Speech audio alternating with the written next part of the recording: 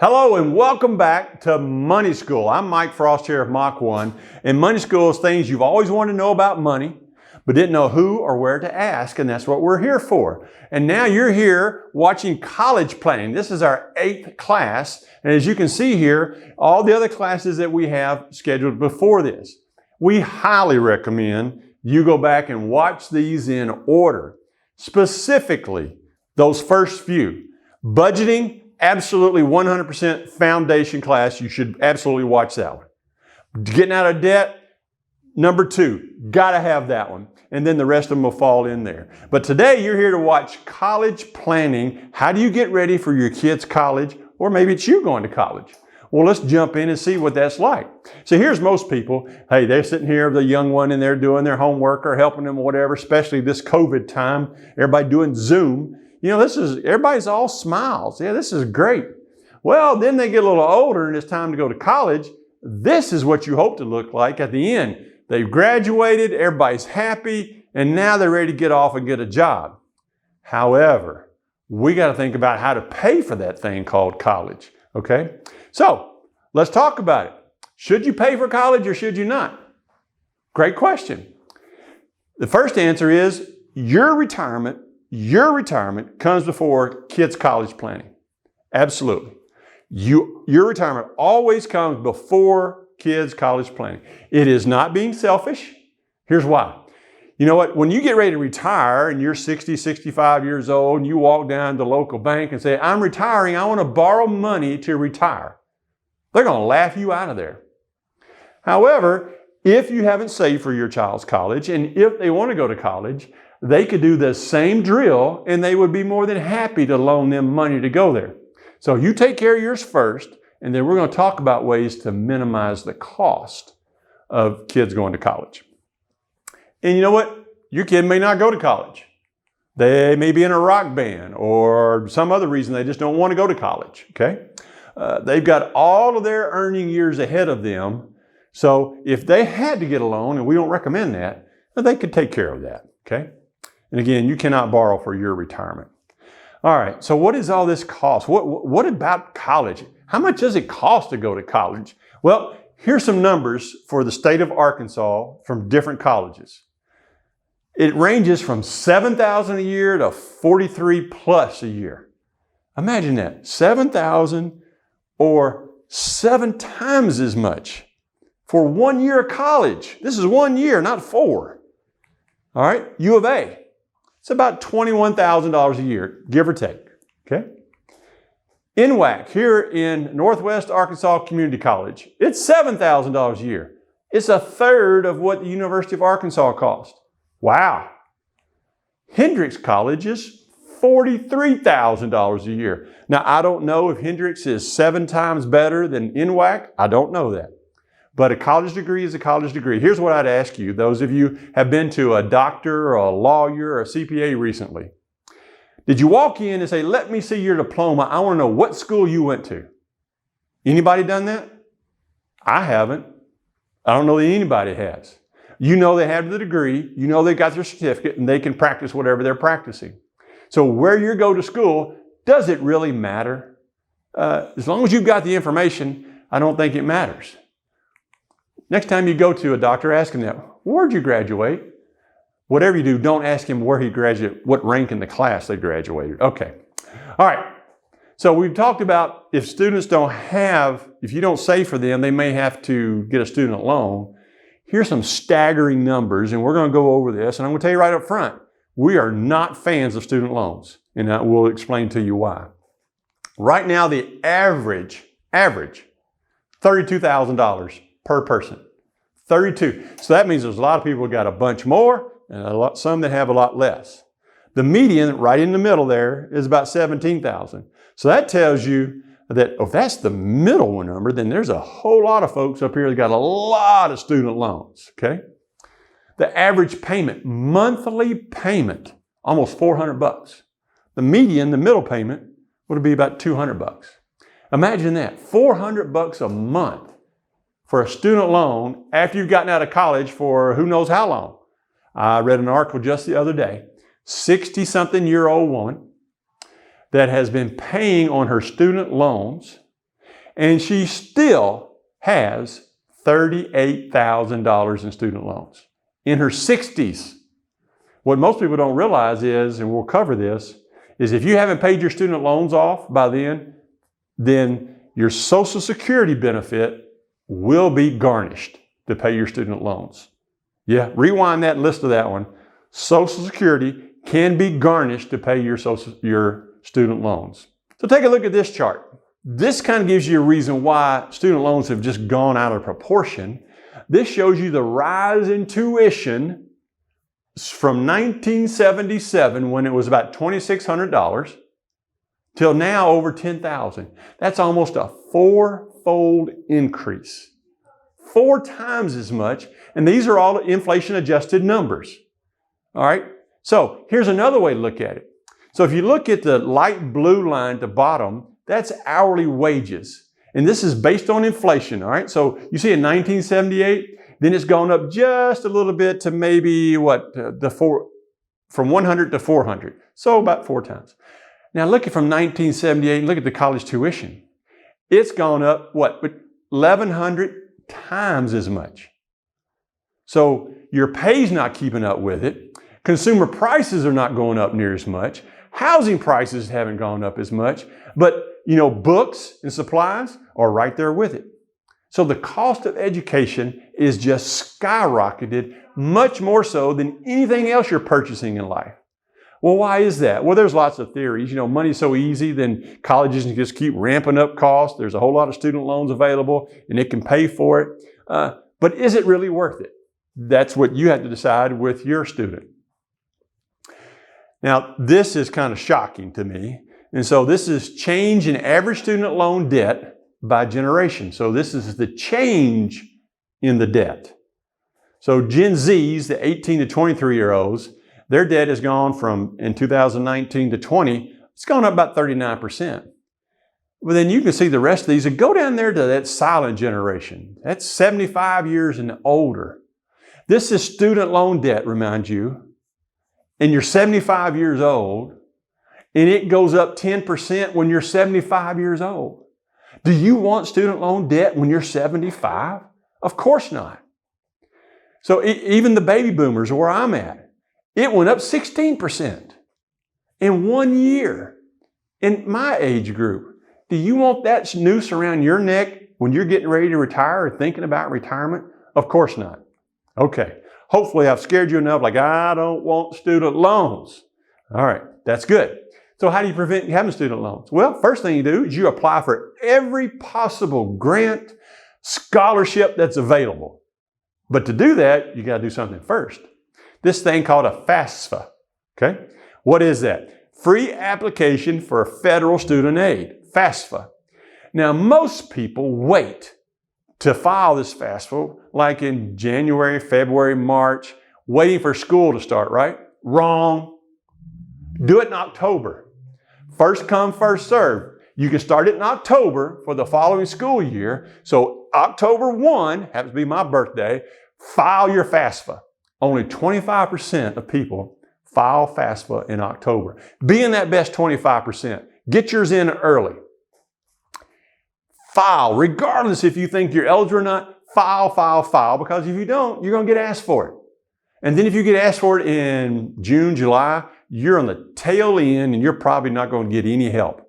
October, everybody file October. Got it? Okay. Nearly every student, almost every student is eligible for some type of aid. Just because your parents may make a lot of money doesn't mean you're ineligible. It could be based on a lot of other criteria. So file the FAFSA and then apply for every possible grant, scholarship that's available out there. Okay? 8 out of 10 families, 8 out of 10, 80%, tap some type of a scholarship or grant. But you know what? If you don't apply for that scholarship, you don't apply for that grant, they're not going to knock on your door and say, hey, would you like this? You have to apply for it. That should be your student's full-time job, is applying for scholarships and grants. In 2017, high school seniors missed out on $2.3 billion with a B in federal grants. simply because they didn't fill out the FAFSA. Only 77% of them completed the form. Don't wait. Be in that top 25%. Do it in October, get it in, and make yourself eligible for those grants and scholarships. Do that. October 1, fill it in. Fill it out, send it in, be ready. All right. This is the website you can find the FAFSA form. It's not that difficult. It is a form. There's a lot of information you got to fill out. It's straightforward right here. You see the web address right there. All right. So, all right, now we know how to get ready to pay for college. We do the FAFSA first. We do it in October. But how can we reduce the cost? Man, college, $43,000. I've been reading articles of $50,000, $60,000, $70,000 a year to go to college. That's insane. What are some other things you could do to get your college education? Well, you can go to community college. We told you, Northwest Arkansas Community College out here. You can go there for about $7,000 a year. Way less than a lot of these other schools. Go there, get your prerequisites done. You got to have math and English and those type of things, history. Get it done the most efficient and economical way possible. And most often that's at a community college. Hey, your student's bright. You can take college classes in high school. We have a number of students here in Bentonville that take college classes in high school, graduate high school. They've got 10 plus hours of college credit before they ever step foot onto a college campus. You can do that. It takes some planning. You can do it. Go to an in-state school. There is no reason in the world just to cross a state line and pay 3 times as much to go to an out-of-state school. Well, why does it cost so much? Well, in-state school, your taxes pay for that in-state school. When you go to another state, your taxes didn't help pay for it, so guess what? Your tuition is higher. My son went to a school in Kansas, and it happened to be a Christian school. Across the street was a well-known state school. If he had gone to that state school, it would have been 3 times the amount an in-state person would have gone there. 3 times for the same education. So stay in state and don't pay that 3 times as much to go to an out-of-state school. Hey, work on your grades. ACT. Highly recommend you take the ACT multiple times. The higher your grade, the better chances you are to get some scholarships. So take the ACT. If you have to take it 3, 4, 5 times, it's okay. Each time you get a little bit better. You learn how to take the test. And those prep courses, absolutely worth the money for it. Have you thought about military academies? You know, that is the best of all worlds. Our founder here and CEO, David Lee, went to the Air Force Academy. Do you think he took out student loans? Trick question. No. You go to military academy, they pay you to go to school. How about that? Now, that might open up a few eyes, but you know what? They're hard to get into. I mean, you got to be smart to get in there. You got to have recommendations to get in there. That all takes planning. So if you're watching this and you got a little junior there, there's you an option. Okay? And then scholarships, grants, work studies. I tell you, there's so many scholarships that are available that go unused each and every year. You just got to apply for them.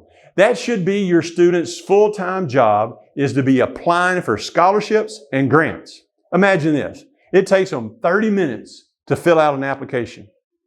And it's a $500 scholarship/grant. Well, they just made $1,000 an hour. $1,000 an hour. Was it worth it? Yeah. So have them take their time, look up every scholarship, every grant, every work study, and apply for it. 100% guarantee, you don't apply, you won't get it. But if you do apply, you won't get them all. But what if you get 20%, 30%, 50% of them? And it doesn't matter if it's $500, $1,000, $2,000, it's more than what you had. And if it only takes you 30 minutes to do it, think about what you're making per hour by doing that. That should be their full-time job, okay? And you can work while you're in school. Studies have shown students that work between 1 and 20 hours a week in college graduate sooner, have less debt, and make better grades because they have to manage their time. So work while you're in school. And there is a university up in Missouri there where You have to work and there's no tuition. But again, that school is hard to get into because everybody wants to get there. All right. How about some savings? Okay, Mike, yeah, I get all that. We'll do all that, but I want to save for my kids' college. I just feel like I need to. All right, what can you do? Well, there's this thing called a 529 plan. Those are state-specific plans. You can put in $5,000 a person in there. You can actually, if you came into a large sum of money, you could dump $140,000 in that thing one time. Couldn't do it anymore, and that would probably fund their college. So if you come into a windfall amount of inheritance and you got little Johnny and he's 2 years old and you could do that, that might be a great plan. If you have any questions, call us. We'll help you out with that. There's this thing called the ESA, Educational Savings Account. Now, you only put $2,000 a year in that per person, all right? Now, all of these have some parameters of when you can take it out, if it's tax-free or not, what you can spend it on. So you just got to know that. What we like to recommend is open you a Roth IRA. Well, Mike, that doesn't make sense. It's not my retirement. Well, think about it. You can put $6,000 in there if you're under 50, $7,000 if you're over 50. You've already paid the tax on it. Anytime you want the principal, the money you put in, you can take it out. No penalties, no nothing. And if Johnny gets scholarships and does everything we've said here, and you don't need that money to pay for Johnny's school, then you can use it for your retirement. Buy Johnny a new car when he goes off to school. It gives you a lot of flexibility and it gives you a lot of tax advantages. So if you're interested in that, call us. We'll talk to you more about that one. Or if you do what we've talked about in these previous courses, you saved, you've got an emergency fund, you're out of debt. When Johnny goes off to college, you might just be able just to cash flow it. You know, if it's $12,000 a year, you can pay $1,000 a month and you just pay for it out of your cash flow. That'd be a nice thing.